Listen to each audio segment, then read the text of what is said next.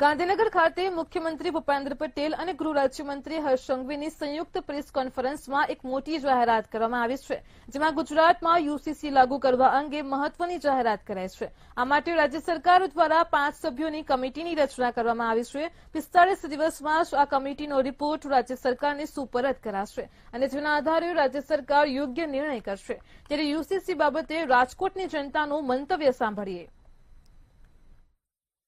UCC ને લઈને ગુજરાત સરકારની એક પહેલ છે તે સામે આવી છે। આપણી સાથે હિન્દુ સંગઠનના આગેવાનો છે, એમની સાથે જ વાત કરીએ તેઓ શું કહી રહ્યા છે આ પહેલને લઈને।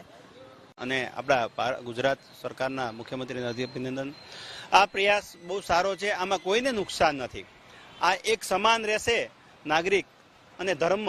તો આજે કોઈના ધર્મની અંદરમાં કયો કાયદો છે કોઈને ખ્યાલ નથી હોતો, બોલો કે મારા ધર્મમાં આ કાયદો છે, આ ધર્મ। આજે એક ભારત માતાના 4 પુત્રો હોય તો બધાને અલગ અલગ રીતે રાખે તો એ કેવું? આ તો પહેલેથી જ થવું જોઈએ। આ તો પહેલેથી જ આ થવું જોઈએ। આ તો બહુ લેટ છે પણ છતાં સારું છે અને અભિનંદન છે।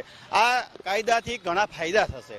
આ કાયદા કોઈ દિવસ નુકસાન માટે હોતા જ નથી। પહેલી વાત તો મગજમારી કાઢી નાખો।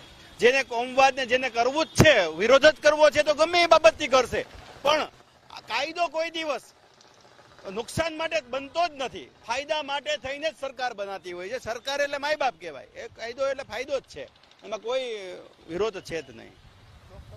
આપણી સાથે રાજકોટથી સેવાકીય સંસ્થાઓના આગેવાન આ કાયદાથી ફાયદો પહોંચશે આ પ્રકારની હાલ પ્રતિક્રિયા રાજકોટથી મળી રહી છે। ચોક્કસથી સરકારનો આ જે પ્રયાસ છે આ પ્રયાસ સફળ થવો જોઈએ, આવું હાલ રાજકોટવાસીઓ કહી રહ્યા છે। લલિત વ્યાસ સાથે ધ્રુવ કુંડલ, રાજકોટ।